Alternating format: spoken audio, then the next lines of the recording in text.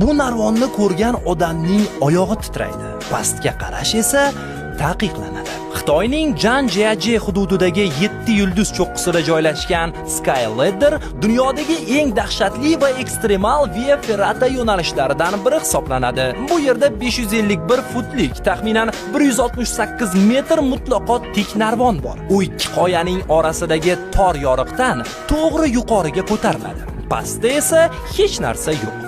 Faqat bo'shliq. Narvon dengiz sathidan deyarli 4856 fut balandlikka olib chiqadi. Tirmashayotgan odam ochiq metal pog'onalardan birma-bir ko'tariladi. Ba'zi joylarda esa qoyalar orasidan zo'rg'a siqilib o'tishga to'g'ri keladi. Skyladder bu qo'rquv bilan yuzma-yuz kelish.